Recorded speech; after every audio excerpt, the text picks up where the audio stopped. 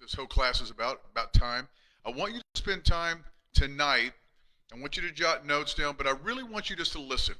And I want you to give it attention, and then I'm going to want you all to go back and watch it again. And ask yourself in your life, where does this apply? Now, this is important. Um, I've given this a lot of thought, like I do all of them, but this one here especially is going to make a huge difference. It will make a huge difference in your practice. This is going to make a huge difference in your life if you will allow it to, if you will give it energy, give it attention. And so if you guys are ready, I know we're jumping on there. We got 23 on. Everybody's kind of coming on now, but I said, I wanted you all to know that we're, I've been thinking about this a lot. When I say 7 o'clock, I mean 7 o'clock. Just like, when you show up at the office or everything else, our time is the most important thing. So we're going to get in the middle of this right now. Let's go. All right, you ready? Before I get started, man, thanks y'all for spending your Tuesday night with me. I know a lot of you have a lot of things to do. You have families. You have, Brad, you could be on your boat. I love you. But this is important. So here we go. BJ said this: if you spend half an hour with a patient, you are wasting 29 minutes. You are also a thief.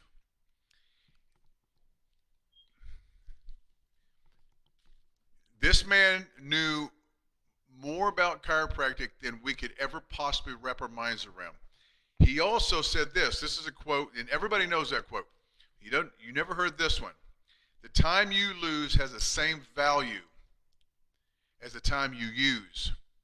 The time that you lose has the exact same value as the time that you use. Why was time so important to BJ? Why did he reference it so many times through the Green Books and through his life? I read to you guys the other day just a little bit when you go to the prologue of The Bigness of the Fellow Within, and it was written by Dr. Hinder, which is one of his best friends. He says in there, and Dr. Hinder was one of the guys that spent the most time with BJ. He was the dean of the college. He traveled the world with him. He said, I spent hours and hours and hours with BJ, and we called him Chief. And all of his staff, all of us that knew him well, that worked for him, we always said the same thing. We don't know how he gets everything done. We don't know how he gets it all done. And yet, you guys listen, and I'm telling you something, I'm speaking for myself as much as I am for you.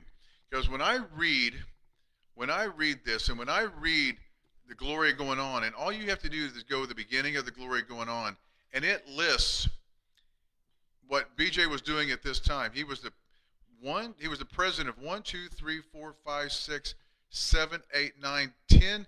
He was the president of 10 major organizations: a college, a printing press, a radio station, a TV station. 10 presidents, and practice, and a sanitarium. And we all think we don't have time to become successful. We don't have time to make things happen. And I want to tell you guys something. This is something I've got to get through to all of you. Our time, the time that we have on this planet, is our most precious gift that we have been given. And unfortunately, we all have a very unlimited amount of it.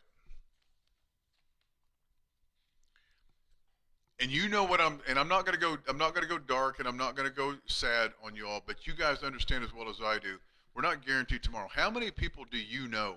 How many people do you all personally know in your life that you so far, friends or family members or people that you know that were young, died of cancer, died of a car accident, or died of a disease process?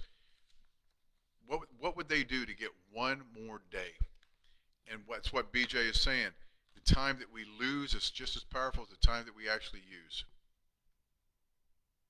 So, we're going to talk about how this applies to our practice. One of the biggest myths in chiropractic is your patients, listen to me, every one of you, your patients pay for your time. It's a myth. They don't. They, if they wait in your office because it's full and you are moving, they're fine. They'll come back. But if they wait in your office because you are disrespectful and you do not address things appropriately, they will not come back. Many of you heard me tell this story a lot, and I'm going to tell it again because it was powerful. Something I experienced. Years ago, I went to the office of a good friend of mine that was supposedly a high volume doctor. And we went in, Shannon and I were there, and we sat in his waiting room. He didn't know I was coming. It was just, we didn't know we were going to be going through this town. And I thought, let's stop in and let's get an adjustment. I need an adjustment. We'll just stop in and surprise him. And I'm sitting in his hot seats. And there was an older couple sitting, and they were next. They were sitting right there. And this doctor was in his office, and we could hear him talking and talking and talking and talking and talking. And I just sat there. And I sat there for probably a good 10 minutes, and I don't know how long this couple was sitting there. And I'll never forget what happened. The gentleman, he was, I don't know, 60, 65. He looked at his watch. He took a deep breath and he shook his head and he looked at his wife and he just shook his head. This doctor opened the door finally and he looked out there and he saw them. And then he saw me and his eyes got big and he called them in. And the two of them were in and out about 2 minutes. Never even addressed him. Now, I did this in another doctor's office that I knew really well that had a high volume practice. Same thing. And I sat there for so long in his hot seats that two people actually got up and left and made the comment, I got places to be. I don't have time. I'll have to reschedule and come back to his CAs. And when he opened the door, he saw me, did the same thing. And when I came in, he immediately started making excuses. And I just said, well, I said, I'm the wrong person to make excuses to. I said, I'm not paying your bills. I said, they are. I said, you had two people walk out. So I will tell you, I'm not going to say no one has ever walked out of my office because they were busy and they came in and I was busy. They didn't walk out because I disrespected them. They just walked out because they had somewhere to be. But I'm going to tell you that I want you to pay attention to what I'm saying. Taking unnecessary time with the patient is disrespectful. It's not only disrespectful to the patient you're with, because they got somewhere to be also. You think you're being nice. It's disrespectful to the next patient in your office. They're sitting out there. So if 5 people walk in and you are in there bullshitting with a patient, and let's say this takes an extra minute of unnecessary conversation. Well, that next patient had to wait an extra minute. So that puts these back by 4. So that 5th patient is having to wait 5 or 10 minutes longer than they actually would have as long as you're still on time. And it's disrespectful. You're a thief. I'm a thief. If I do it, I'm a thief. I'm stealing their time. Now listen, I'm gonna go in this one thing at a time. I know many of you, because you've reached out to me through all over the world, that you give your staff your logins and let them watch this. So for you doctors and for those of you that are staff members, CAs, team members that are now watching this on a recorded, this is all for you. Because this time things starts at the front desk. First, show up on time. Show up on time. Cretia and Crystal have been with me 24 and 23 years respectively. We start seeing patients at 9:20. They are there at 8:30, and they both drive about 45 to 50 minutes one way. They live way south. I get there early. I live 5 minutes, so I'm there early most of the time. And I get to my office, doctors, I start adjusting patients at 9:20. I am rarely at my office any later than 8:30. And if I am at the office early, and I am at the office at 8:30, I don't walk in sometimes because I'm on the phone with one of you, for whatever reason. But I am always at that office most of the time before the CAs get there. We show up on time. Angelica shows up on time. Liz shows up on time. Cretia shows up time. Carissa shows on time. It's called respect. Now, this is gonna hurt some feelings. This is gonna hurt some of your feelings, CAs. And doctors, this may hurt some of your feelings. I don't care. It's not about, making you feel good. It's about helping you grow your practice and getting you perspective and getting you where you want to be in life.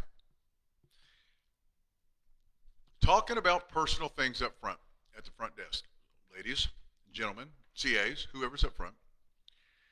And I wrote this down because I wanted to make sure I articulated this to you. The human nature thing, is to think that you are being kind and respectful when talking about personal things.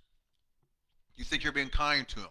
You're being respectful to them. You're listening to them. You're talking to them about their personal things.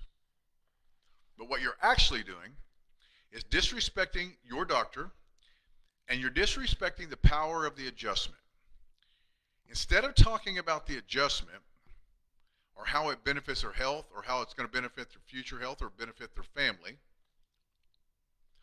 the adjustment is replaced with a personal visit. The patient's no longer going to respect the value of the adjustment. It's replaced with that, oh girl, therapy. And you know what I'm talking about. Oh girl, let's talk about it. Let's talk about that. Let's talk about cheerleading. Let's talk about your personal life. And your CA, out of good intent, ladies, gentlemen, you might do this out of great intent. You might have this conversation thinking that you're being kind, that you're being open, that you're being vulnerable, you're allowing them to talk. You almost consider yourself a little bit of a therapist, right? And I get that. But what you've got to understand is the chiropractic adjustment is what you're there for.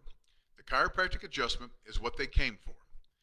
And if you start talking about personal BS, and I don't care what it's about. I don't care. If you're not directing this conversation to their health of their family,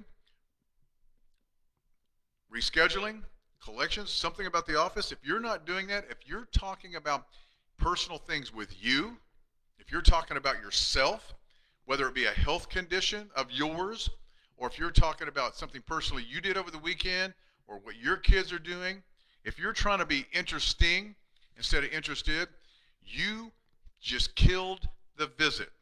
Because now, they didn't come to see their chiropractor to get an adjustment to get healthier. They came to the chiropractic office to hang out with you. And now, they're starting to question, man, I just paid $55, $60, $65 to talk to whoever. That's not worth it. And it steals and robs from them. You're a thief. CAs, listen to me. If you are spending irrelevant personal time conversation at the front desk with any patient for any reason other than why they should be there, you are a thief. You're stealing from their time. You're stealing the power of the adjustment. You're robbing your doctor. You're robbing their health, and you're robbing the day. Stop it.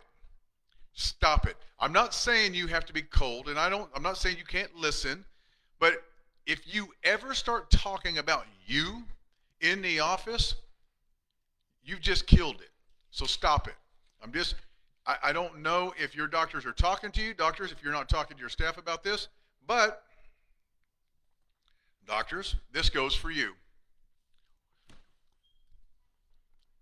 I've used this analogy, and someone here recently on a coaching call said that this analogy hit home with him, so I'm going to use it again because I guess it resonated.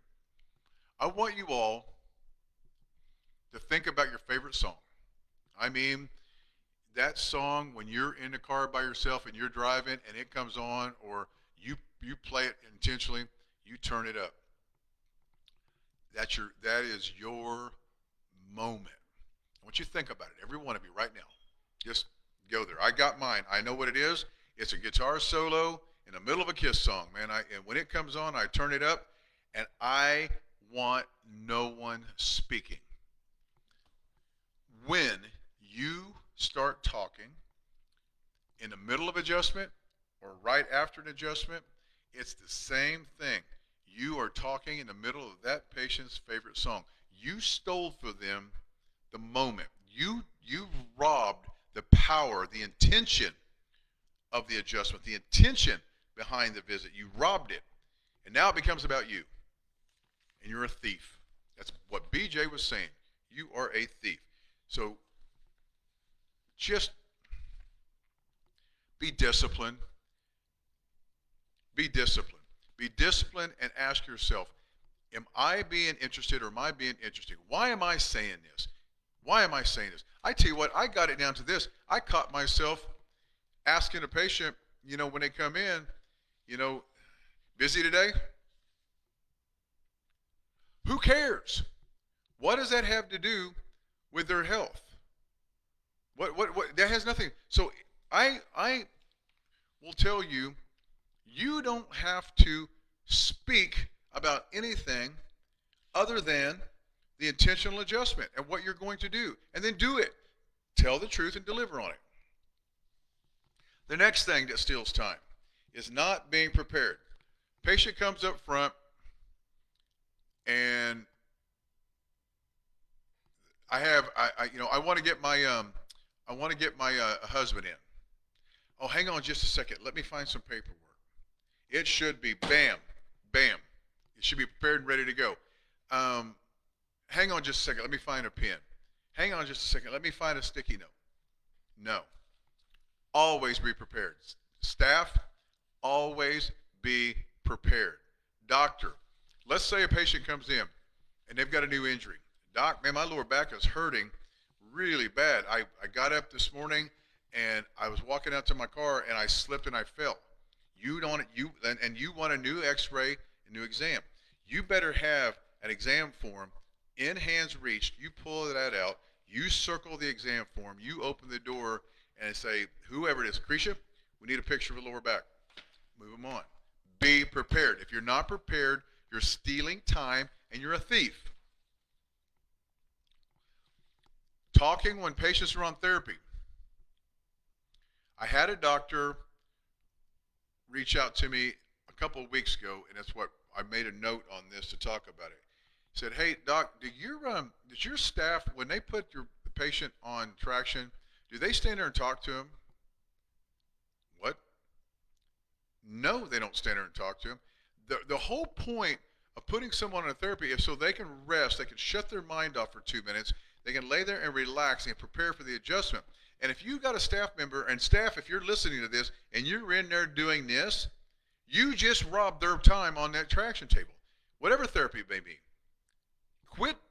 Let's stop being thieves. Doctors, consultation, the exam, the report of findings. If you are BSing and you're throwing extra words in and you're just talking, and here's the thing, the majority of the time when chiropractors talk like that, it's only because they're nervous and they're insecure and they're filling up time because they don't have any certainty in what they're doing. That's the only time they do that. And what's going to happen is you're going to minimize, you're going to reduce the importance of why they're there when you do all that talking. When you start talking about stupid crap. I did it myself about, 3 or 4 weeks ago. I had a patient come in and said that they hurt their back playing pickleball, and my dumb ass, I don't know why I said this. I said, I said, where do you play pickleball at? And I don't know why I even asked him that. Who cares? But it just came out of my mouth. Well, I played down at, I was just playing down at Grand Lake. Really?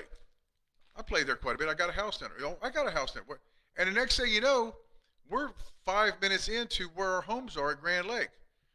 And when I finally got done with it, I opened the door and there's like 5 people sitting out there, and I was so pissed off and disgusted with myself.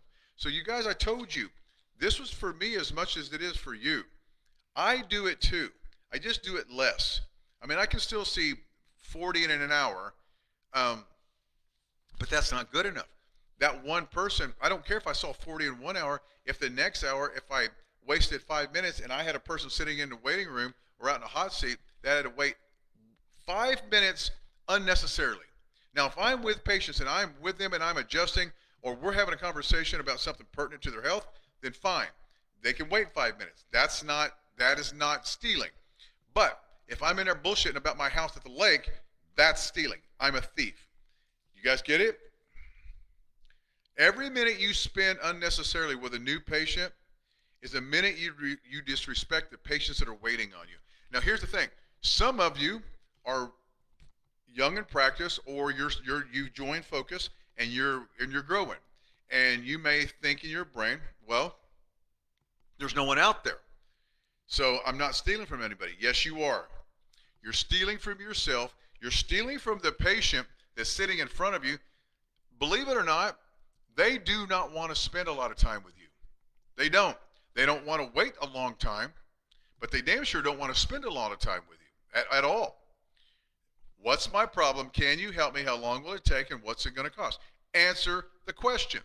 Don't waste their time, right? Now, what's going to happen is you're going to start spending time, a lot of you doctors, because you're slower, and you're going to start spending quite a bit of time with them because you can. You don't want them to leave. You want to fill that void. And then you're going to start doing the procedures, and you're going to start working on your technique. And your visits are going to go up. You're going to start getting busier. Then that patient's going to come in, and you're not going to spend a lot of time with them, and now you've offended them. You all heard the story of Daddy, that all I cared about, the gentleman an old patient of mine, he came in after all these years, and he told his daughter, I'm not going back because he is greedy. That office is just full of people. That's all he cares about is money. And what I understood and what brought this to my mind was that back when he first started coming in, I was seeing about 8 a day, and me and Lawrence would spend a good 30 minutes, and he didn't have anything to do. I mean, he had a stroke. He's a country. He drove like 40 minutes, 50 minutes to get to my office, and so when he got there, he wanted to hang out. He's an old farmer, and I was a young old farmer, right? I used to do it too, and we talked about cutting wood, and we talked about building fence, and we talked about hunting and all those things. And then all these years later, now he comes in, and I got 60 people in the office, and I'm greedy. So be very, very careful.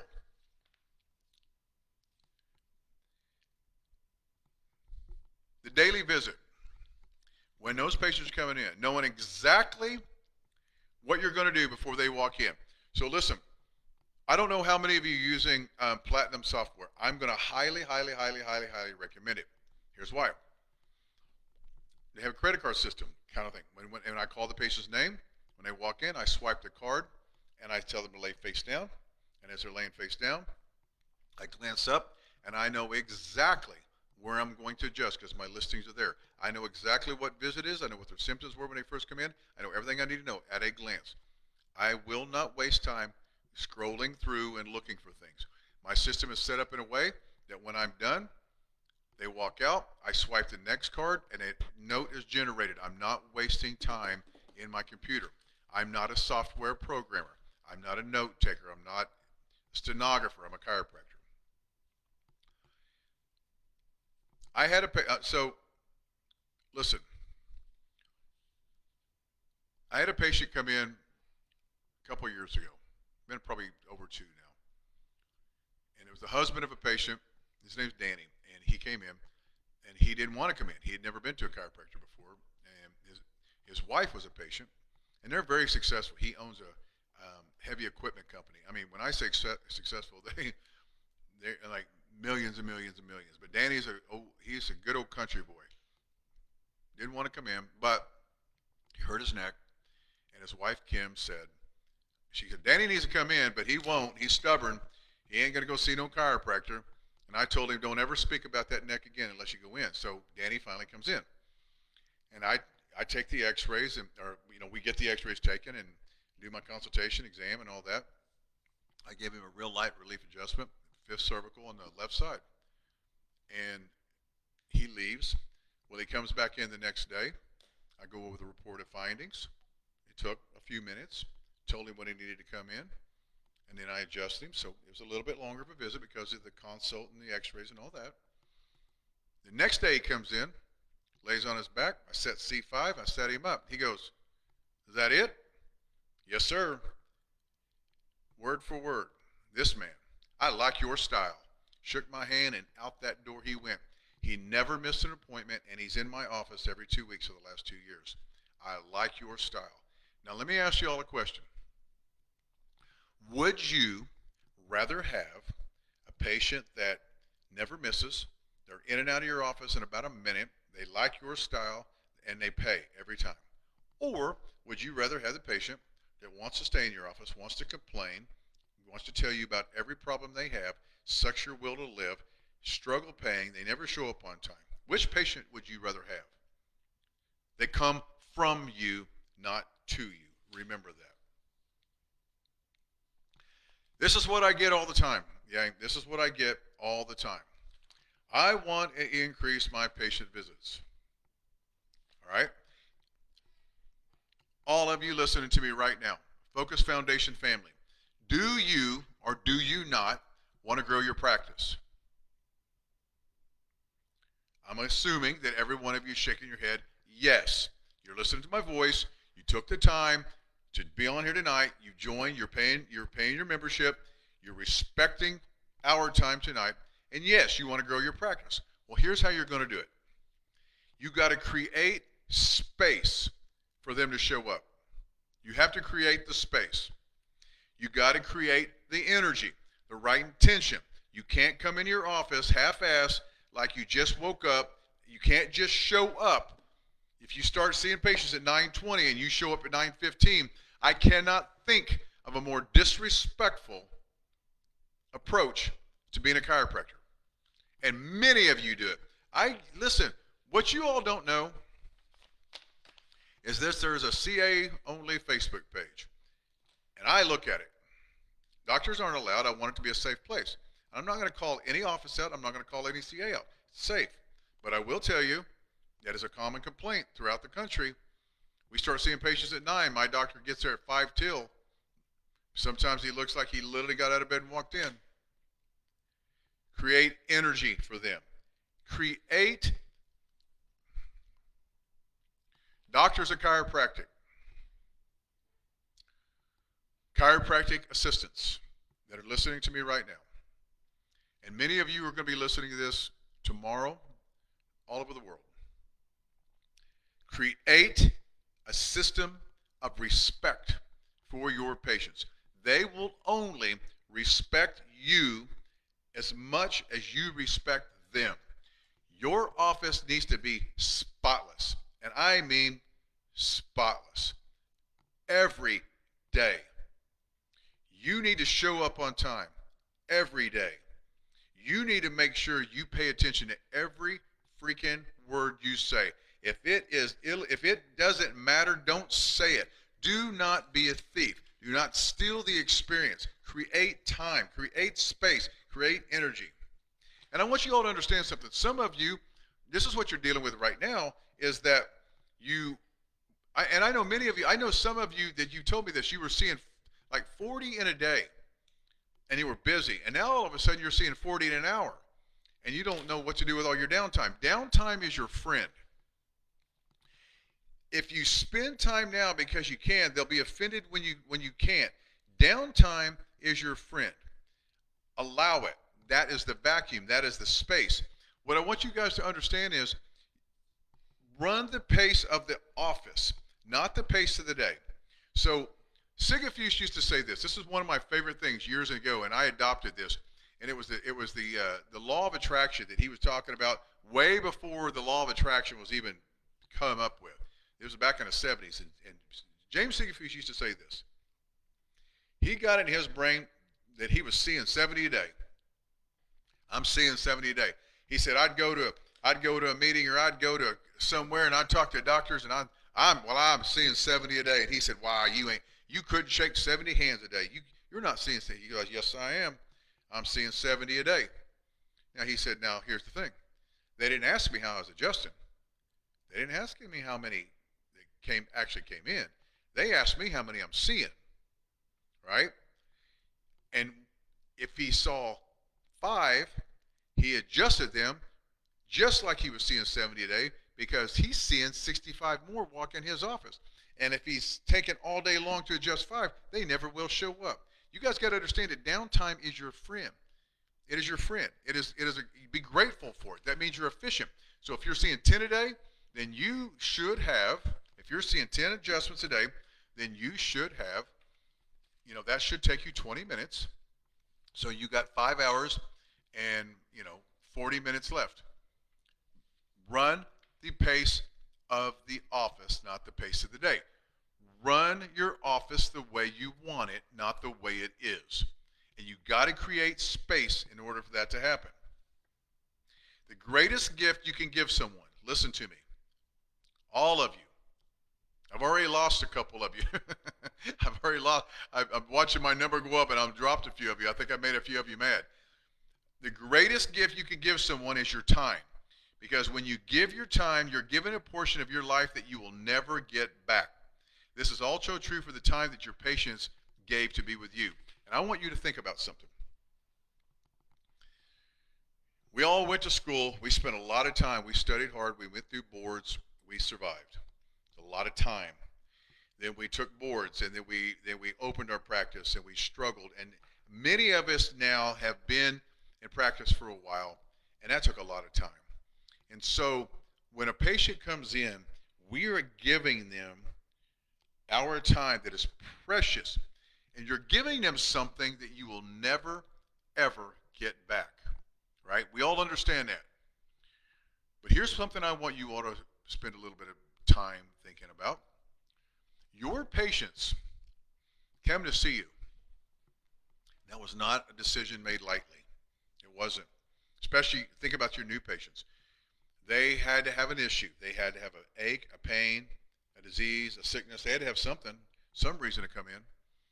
And then they had to spend some time figuring out where to go.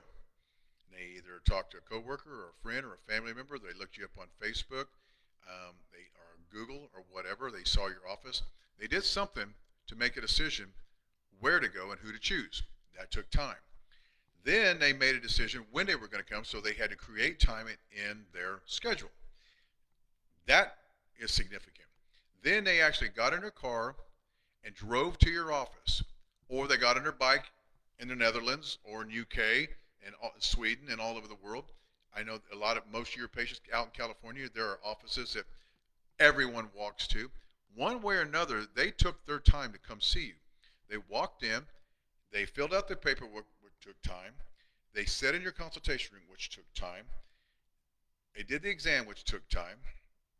Then they walked up the front, which took time. Then they leave, they go about their business, and then they took the time to turn around and come back the next day. Then they took the time to reschedule their whole lives around 3 times a week for the next 2 months. Tell me you guys don't think that's unbelievable. It is unbelievable the amount of time that your patients give you that they will never get back. And now you're going to sit there and think, well, yeah, but I'm giving them so much. I'm giving them adjustment, and I don't give a damn. Do not disrespect that. I want you guys to look at this like, wow, they did all of that to come see me, because they could go anywhere. Gang, there's a lot of chiropractors, a lot. There's a lot of physical therapists. There's a lot of drugs to take. There's a lot of tequila to drink, right? There's a lot of different avenues that person could take. They chose you, and they gave you something so precious. They gave you not only their trust, but they gave you their time. And if you disrespect that, staff, if you're bullshitting with them up front about ridiculous things, and you're going to say, it's not ridiculous, it's personal, and it's private, and it means something to them, then what you do is you get their number and you call them on the way home. Or you call that patient at lunch, or you go to lunch with them, you go to breakfast with them. But in your office, they are giving you the most precious thing that they have is their time, and you are disrespecting it, you're stealing it, you're a thief, and let's all freaking stop. I know I'm coming down on you guys hard tonight, but man, let me tell you something. Would you go to you? Would you go to you?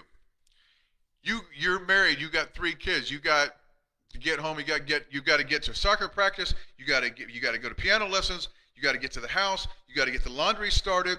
You've got to get dinner started before he gets home. You got so many things to do, and you go to your chiropractor because your head is killing you, and you sit there and you listen to the doctor bullshit in the office, and you sit there and listen to the CA bullshit with another patient about things that do not matter, and you are sitting there thinking, I got places to be.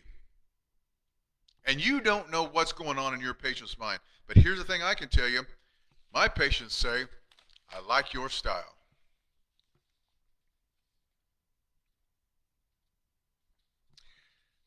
So I'm going to finish with this. And this is hard for me to talk about.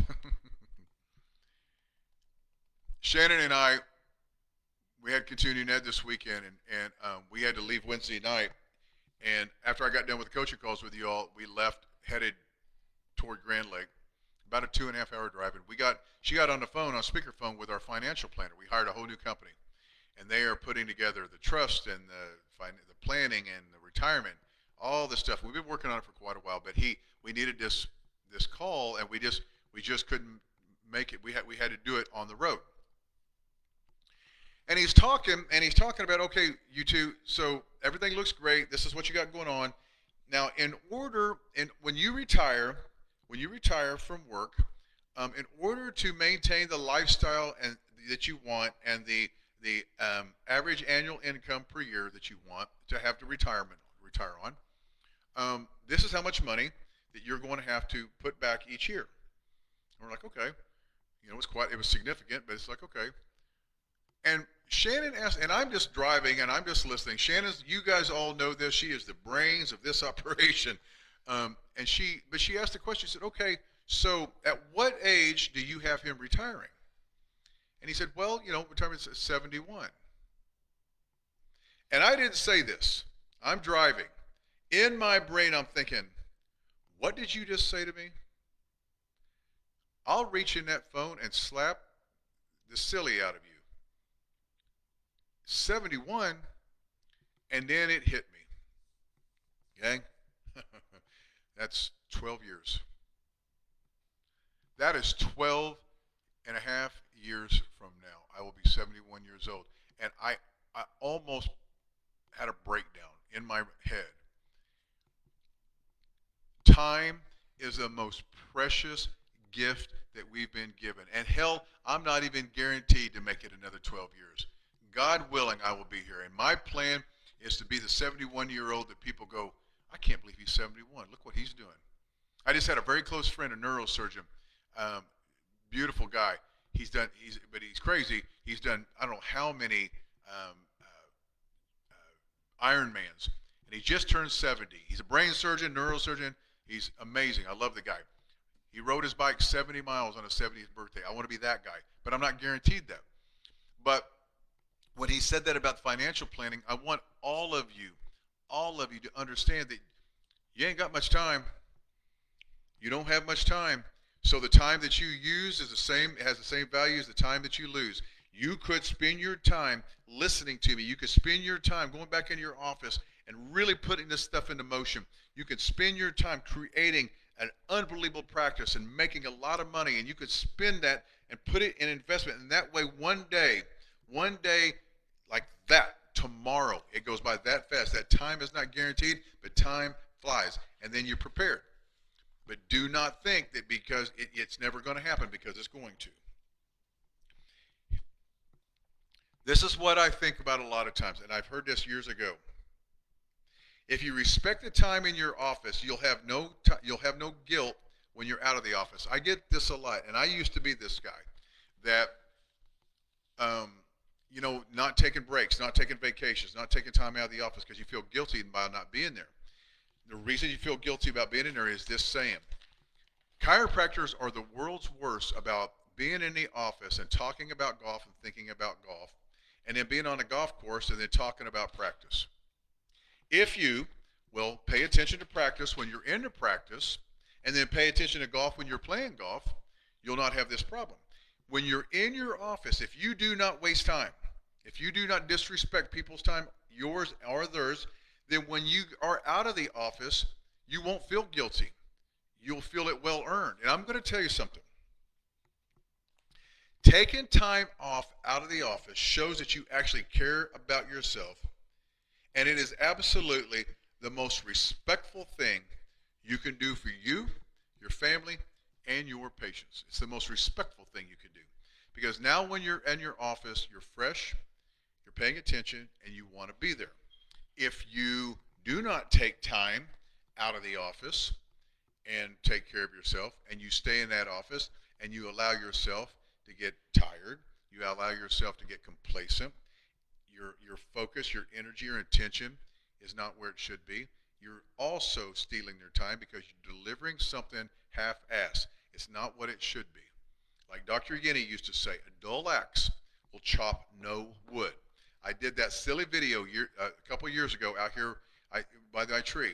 I had this sharp axe. I said, if I want to cut this tree down, I can sharpen this axe and I'm going to take this tree down.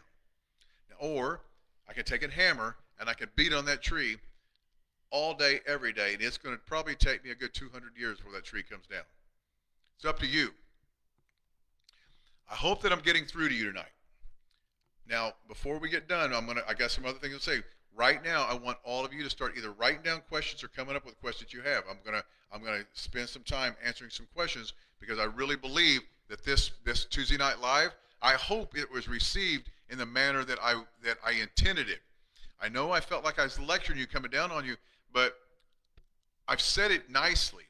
I've said it respectfully, and then I'm still getting coaching calls, or I'm getting questions that are coming from the fact that you are not respecting the time that you have in your office. You're only there a minute anyway. So when you're there, why not pay attention? So start thinking about your questions, okay? So to wrap all this up,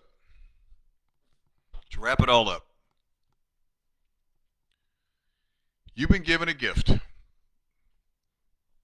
the gift of chiropractic. We have the knowledge, we have the understanding of what it is we do. We understand how the body responds to the environment. We understand that there's an inner intelligence within our systems that create healing, that maintain homeostasis, that maintain our existence on this planet.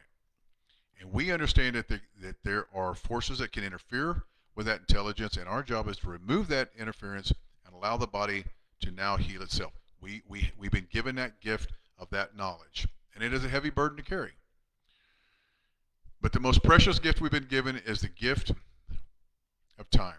I was listening to a TED Talk this morning, and the lady said, and I don't remember what the stats are, but it was something unbelievable. It said, you understand that the odds of you being born and living at this moment right now are something like 1 in like 100 trillion, that you actually were conceived and are alive right now. The odds are astronomical. So it's a gift, and you've been given in a history. And you think about, Alpha and Omega. Time here.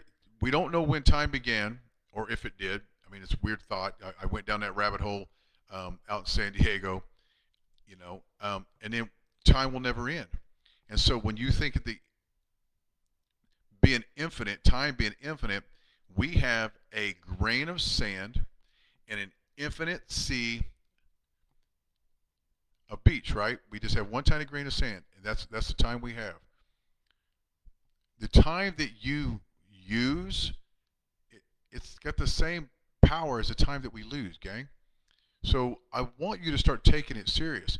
Now here's what's going to happen. You're going to go to your office, and you're going to start thinking about what I said. And you're going to start thinking about, from the time you wake up to the time you go to bed, the time that you waste, that absolutely just piss away. You never get it back. Once it's gone, it's gone. And you're going to start paying attention to it, and you're going to start valuing it, and you're going to start cherishing the moments. And what that's going to do is that's going to create a focus and an intention on everyone you're with and everything you do, and your lives are going to explode. They're going to change. For every, I don't know, gang. For every hour you sleep in that you could have been up at the gym, for every hour you sleep in, you could have been up. You could have been up reading The Bigness of the Fellow Within. You could be reading The Invisible Rainbow, A History of Electricity and Life, The Gloria Going On, The Power of Intention, Breakfast with Seneca. I just got this book, Selling the Invisible, How to Market to the Unmarketable. I mean, I got up at 4 o'clock this morning. And I was sitting here at my desk at 4:10 after I got my coffee, and I read and I finished a speaking workshop with Signing Cynic, and then and I'm not bragging, I'm not patting me on the back. What I'm telling you is, I only have so much time myself. I only have so much time myself, right? So I'm not going to waste it. I'm not going to be a thief. I'm not going to waste my patient's time. I'm not going to be a thief, and I'm not going to waste your time. All right? I hope you guys understand what I'm trying to articulate. Okay? Last thing I'm going to say, and I said it in a wake-up call, but I've got to say it again because it's going to happen. It's going to happen because it happened a couple of years ago when we were at the Sheridan. We changed venues for Focus OKC, and we changed venues, and it got a lot bigger. Well, the venue changed, and they tripled the price and blah, blah, blah. And so instead of raising all the tickets, we just went back to the Sheridan. I like it there. It's more intimate, but we're only going to get about 400 in that room, and it's going to be tight. And so July 12th and 13th is Focus OKC. July 11th, I'm hosting the adjusting class there, and it will fill. We had 52 in London. This thing's going to fill. I'm telling you, what's going to happen is you guys are going to ignore me, and you're going to put it off. I'm coming. I'm bringing my staff, but that's next month. It's 4 weeks, gang. It's 4 weeks away. And then you're going to try to get tickets, and Brooke's going to have to tell you, you can't. Don't let that happen right now. And here's the thing. If you're on the fence about coming, get the hell off the fence, right? We've got Christy Roddy. We got Shannon Black. Alicia speaking. We got Foundation Doctors speaking. Troy Dukowitz is coming. Dr. Gibson is speaking. We got Tommy Waller. He's flying in all the way over from the UK. This is Focus 15, gang. This is our 15-year anniversary. It's a celebration, and I want you to be there. All right? So do not put it off. All right? I love you. Questions? Here we go. Charles. Last summer on a Tuesday Night Live, you said not to worry about growing your numbers, just to focus on seeing the same number of people and half the time. We've been doing that. We've been doing that. What seemed busy is now super smooth, flowing easy now. But my question is, at what point is there too much downtime? I feel like I'm not living up to my full potential because of the downtime. Okay, great question, Charles. So you're asking how much. There's never too much downtime. There's never too much downtime. Here's the thing. Do not worry. Do not focus on when they're not there. Only pay attention and give energy to when they are. When they're not, rest. Stay calm. Stay relaxed. Stay prepared. Do not start doing something that if a patient shows up, they interrupt you because they won't come. But if you're prepared and if you sit quietly and ready, they will show up. You will feel that downtime. Because I'm going to tell you something, Charles. I get it. I want to tell you guys something. Years ago, we used to do appointment books, handwritten appointments. And our appointment book had 50 a day. And when I first started out, I mean, we had all these white spaces. We used to call it white space thinking, right? Some of you have no idea what I'm talking about, but it was a book like this, and it had all these appointment books. Gary Sanders, you know what I'm talking about, Papa. This is what we used to do. Well, my book had 50. Well, then what happened was I had all these white spaces, and it didn't look like I was seeing anybody. But I kept paying attention to the ones that were there. And the next thing you know, we're full. We're full. And the girls are writing down names on the borders and across the top. So what happened is there was a book that was created that had 200 a day time slots. Now at 50, all these white spaces again. I mean, wide open. Wide open. No one's coming. So when I thought I was full, now all of a sudden I'm not full. And guess what happened?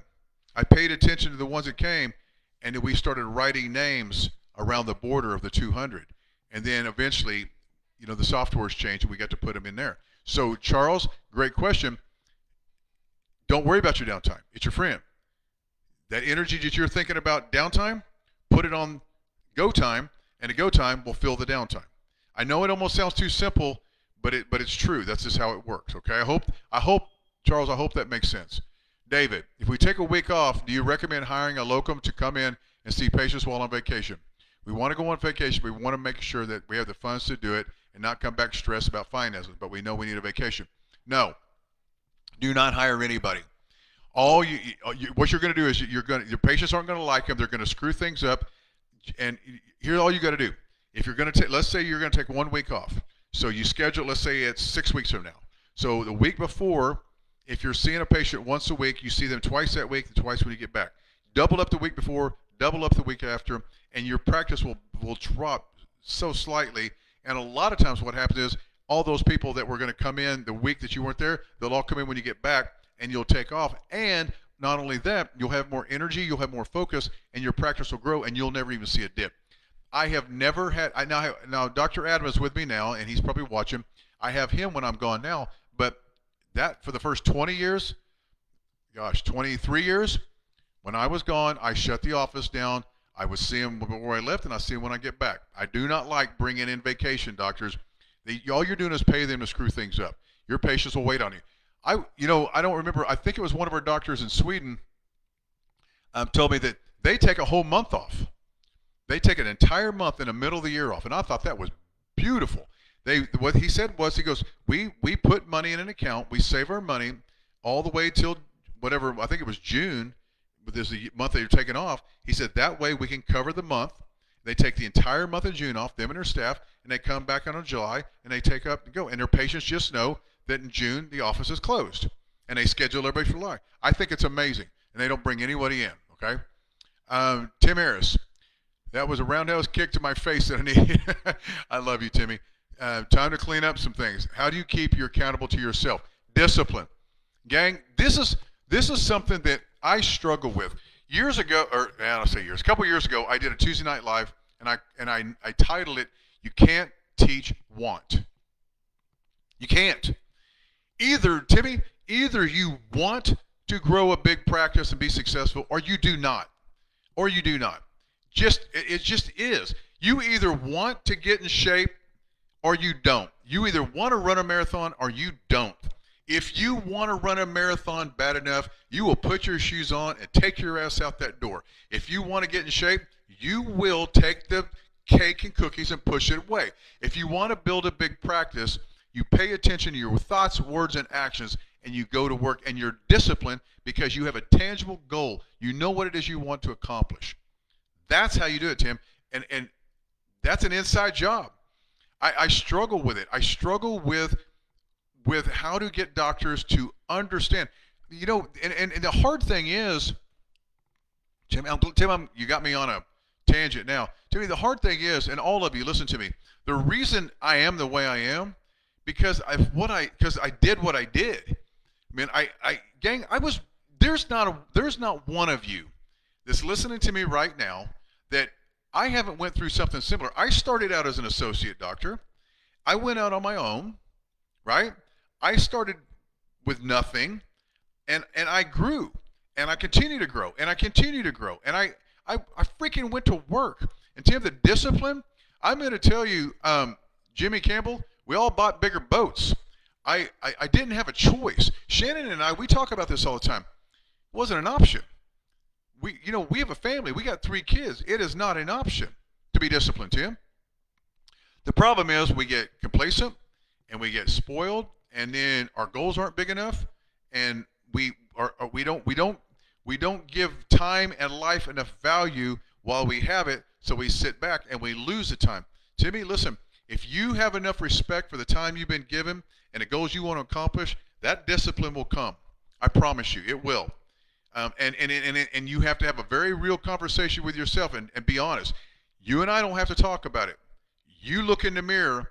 At the end of the day, you ask yourself, did I lose time or did I use time? Did I waste it or did I apply it or did I invest it? That's up to you. And then you have to make a decision. Well, does it matter? I guess not. Or, damn it, not tomorrow. Not tomorrow. So to me, that's, I know that sounds like kind of, I hope it doesn't sound like an asshole answer, but I don't know how to put it any other way. That's an inside job. Okay? Taylor, how can we redirect our staff when patients begin to dive into their personal lives after the adjustment? Do you have cues that they can use to redirect back to their health? Yeah, you just, first of all, do not, you or your staff, you tell them, staff, you're listening, don't participate. Don't participate. Oh, girl, you're not going to believe. Oh, my husband. Oh, what's going on? Oh, you're not going to believe. You're not going to believe what my kids did. My daughter, you're not going to believe what she did this weekend at a party. What? No, don't participate. Oh, I'm sure. You know what? I tell you what, kids are a lot. I get it. We have a lot of kids that come into this office, and parents are stressed. That's why they're here. That's why they're getting their adjustment. I'm glad you're here, and I'm glad you're getting your adjustment. Maybe we need to get her in here and get her adjustment. You redirect. What you do is you do not participate, you do not give it energy, and you redirect it back on why they're there. The only reason, listen, any of you, the only reason any patient will ever start talking to you about personal things is because you opened the door and allowed it. You just did. And you're going to have, listen, we all have had those nutty patients. I had a stalker one time. She was taller and bigger than me, and she shaved her head bald and took 6 cops to take her down. That's a whole different story. We all have nutty patients now and then, but I'm talking about the majority that are talking about personal things at the front desk or us. That's because you opened the door and you allowed it. Just don't do it. Okay? I hope that helps, Taylor. You're just going to have to. And what you guys, if you run into that, what's going to happen is if you run into it when a patient leaves in downtime, then you and your team need to get together and discuss it and come up with a game plan. Okay? All right, Papa Gary, good to see you. Okay, Brooke, I record myself and go back and listen. It's painful sometimes. Brooke, that is so good. Look, the videos, and I hope I don't forget, but I'm going to, it's been a while since I did it, I'm going to record probably the first hour in the morning and update my daily visits. I know I got a lot of them, but I think it's important that you see that, yeah, he did this video 6 years ago, but what's he doing now? I mean, I get that. And so I'm going to record the first hour. I want you to see what I'm going to do the first hour in the morning. And Brooke, I walked mine back too, and I face plant, so many times. But what a great learning tool. And all of you could do that. Put your phones up, record you. Record what you do, record what you say, read it, listen to it back. Record your report of findings. It is sometimes the most painful thing you could possibly do, but that goes back to what we were talking about earlier, Timmy. That's where the discipline comes from. You're disciplined enough to actually watch your game film and learn from it, okay? Miss Rhonda, I'm glad you're on here, kiddo. Hey, Joran. Heather, family of 5 with 5 Spectrum kids shows up 3 minutes to closing every time. How do I handle it?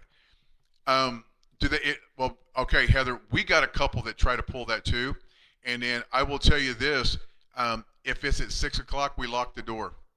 If they're showing up 3 times, what you may want, what your staff may want to tell them is, we're going to need you here 15 minutes prior because Dr. Van Wy has somewhere she has to be, or Dr.